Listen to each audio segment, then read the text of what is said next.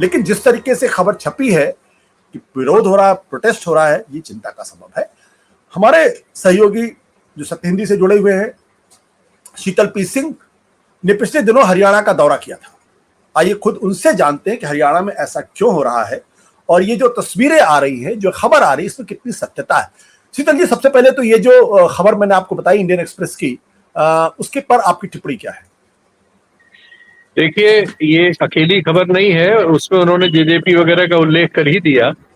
उचाना में जेजेपी के जो चीफ है दुष्यंत, और जिस एक कॉन्स्टिट्यूएंसी का आपने जिक्र किया, कुलदीप बिश्नोई की कॉन्स्टिट्यूएंसी है ये, उनका बेटा वहां से लड़ रहा है।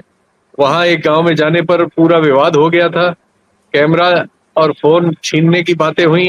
बाद में उन्होंने माफी मांगी उससे। सबसे कई जगहों पर लगभग सभी प्रत्याशियों को, जो विपक्ष से हैं, बीजेपी के प्रत्याशियों समेत, उनको गांवों में, मतलब हरियाणा के करीब 70% गांवों में उनके लिए अब सवाल है।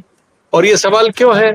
इसलिए कि वहां 22% किसान आबादी जाट समुदाय की है, 5-6% सिख जट है, जट सिख आबादी है, 1-1.5% रोड आबादी वगैरह है। सिर्फ यादव गांवों में और गुर्जर गांवों में ये है, उनको थोड़ी सोलैस है। लेकिन इसका मतलब हुआ कि करीब 60 से 70% गांवों में हरियाणा के इस समय हॉस्टिलिटी है उन लोगों के प्रति जो इस समय सत्ता में रहे हैं।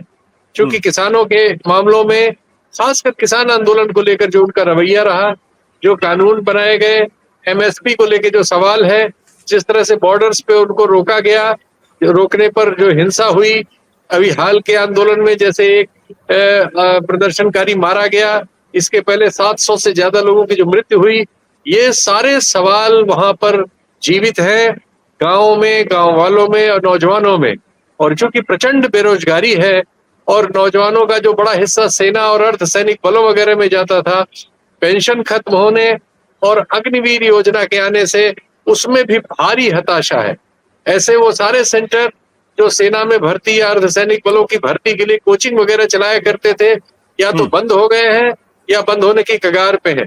ये समवेत गुस्सा इस समय सवाल बनकर उन सभी लोगों के सामने है जो किसी न किसी रूप में बीजेपी के या तो साथ रहे हैं, साथ हैं, या बीजेपी के हैं, या साथ हो सकते हैं। उन सब लोगों के लिए ग्रामीण हरियाणा के 70% हिस्से में सिचुएशन बहुत हॉस्टाइल है।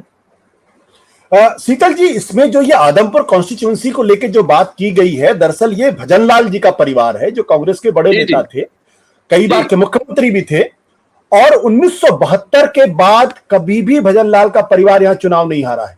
लगातार 11 बार भजनलाल का परिवार यहां से चुनाव जीता है। और इस बार जब उस परिवार का की तरफ से वहां उम्मीदवार खड़े किए गए हैं, तो उनको गांव में घुसने नहीं दिया जाता। ये कितनी बड़ी खबर है और ये कितनी गंभीर बात है।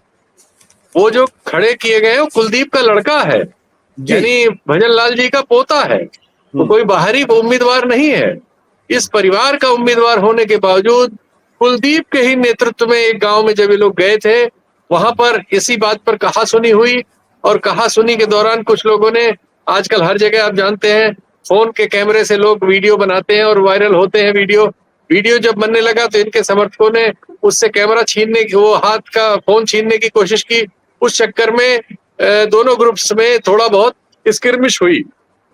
स्किर्मिश के बाद इतना वातावरण चारों तरफ गर्म हुआ गांव-गांव में कि कुलदीप को बाकायदा वीडियो जारी करके और बयान देकर माफी मांगनी पड़ी उस घटना के लिए। तो ये स्थिति हो रही है ऐसी सीटों पर, जिन सीटों को लोग पारिवारिक और खानदानी मानते थे और दर्जनों बार जीत चुके थे या 1 दर्जन बार जीतने की हालत में थे। ऐसे अभी बाय इलेक्शन में भी वो वहां बड़े प्रचंड बहुमत से जीते थे बीजेपी में शामिल होने के बाद। तो ये उस सीट का हाल है। ऐसे ही जेजेपी के जो उचाना वाली सीट है जिससे दुष्यंत चौटाला लड़ रहे हैं, उनको गांव-गांव में लोग घेर ले रहे हैं और बहुत उनको कठिनाई हो रही है। हाथ जोड़ते-जोड़ते हालत खराब है उनकी। तो ये जो सिचुएशन है, ये जैसा मैंने बताया कि हरियाणा के गाँव में जहां ये दोनों आबादियां मिलके गांव के हिस्से में कहीं 50%, कहीं 60%, कहीं 40%, कहीं 45% आबादी का प्रतिनिधित्व करती है। दूसरे ये जमींदार लोग हैं, यानी इनके पास भूमि है, 4 किला, 5 किला, 8 किला, 15 किला, जिसकी जितनी हैसियत है, ट्रैक्टर आंदोलन में ये लोग शामिल रहे हैं। सबने आंदोलन में किसी न किसी रूप में भागीदारी की है। जो खुद नहीं पहुंचा उसने राशन पहुंचाया है, पर्चे बांटे हैं, दीवारें लिखी हैं, ट्रैक्टर का तेल भराया है। तो उस आंदोलन से जुड़ाव उतना गहरा है जो आप उस घटना से समझ सकते हैं कि जब वो एक अभिनेत्री जो अब सांसद हो गई हैं, उन्होंने जब एक सिपाहिन से, जो एक सिक्योरिटी गार्ड थी एक एयरपोर्ट पे, और उन्होंने जब उनकी माँ के बारे में कुछ ऐसी बात, उस आंदोलन के बारे में कुछ बात कह दी, तो आप समझ सकते हैं कैसी प्रतिक्रिया आई। वैसी प्रतिक्रिया यहाँ गांव-गांव में भरी हुई है, नौजवानों के भीतर और किसानों के भीतर। और इसलिए इन सब लोगों के लिए इस चुनाव में ग्रामीण हरियाणा में बहुत कठिनाइयां आ रही हैं और आती रहेंगी।